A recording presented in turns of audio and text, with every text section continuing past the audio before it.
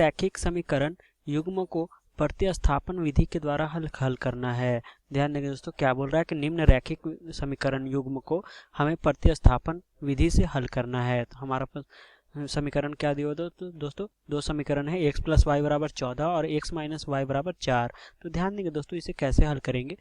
x plus Y बराबर क्या दिया हुआ है, 14 दिया हुआ है, और x माइनस वाई बराबर क्या दिया हुआ है, 4 दिया हुआ है। इसे हम समीकरण 1 मान लेते हैं, समीकरण 2 मान लेते हैं।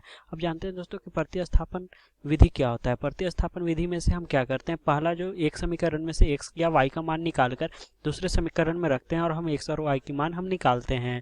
तो ध्यान देंगे दोस्तों, यहाँ से x की मान अगर हम निकालें तो क्या हो जाएगा, x की मान निकालेंगे तो क्या हो जाएगा, 4 प्लस वाई हो जाएगा। ठीक है, y यहाँ माइनस वाई है, y को उधर भेजेंगे तो क्या हो जाएगा, 4 प्लस वाई। अब x की मान जो होगी, x की मान, ठीक है, x की मान 1 में रखने पे, ठीक है, 1 में रखने पर, ठीक है दोस्तों, 1 में जब रखेंगे तो क्या हो जाएगा, x की मान रखेंगे तो क्या है, x की मान क्या है, 4 प्लस वाई, प्लस यहाँ क्या है, y बराबर 14, प्लस y बराबर 14। तो यहाँ ध्यान देंगे, 4 प्लस वाई क्या हो जाएगा दोस्तों, 2y हो जाएगा, 2y बराबर क्या होगा, 14 होगा।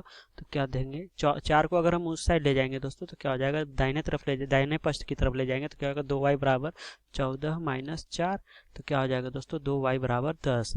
2y बराबर क्या हो जाएगा, 14 में से 4 जाएगा तो 10, यानी कि y की मान क्या आ गई दोस्तों, 5 आ गई। y की मान क्या आ गई, 5 आ गई। अब हम समीकरण 1 में वापस हम जब चलेंगे, या फिर हमने क्या मान के रखा था, x बराबर क्या रखा था, 4 प्लस वाई। तो x बराबर क्या होगा दोस्तों, x बराबर 4 प्लस वाई। ठीक है, तो हमने y की मान अभी निकाला, y की मान क्या आ गई, 5 आ गई, यानी कि क्या हो गई, 4 प्लस 5, यानी कि क्या हो जाएगा, 9, यानी कि x की मान हमारी 9 आ गई।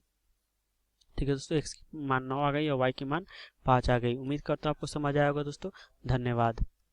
कक्षा 6ठी से 12वीं से लेकर नीट, आईआईटी, जेईई वो एडवांस के लेवल तक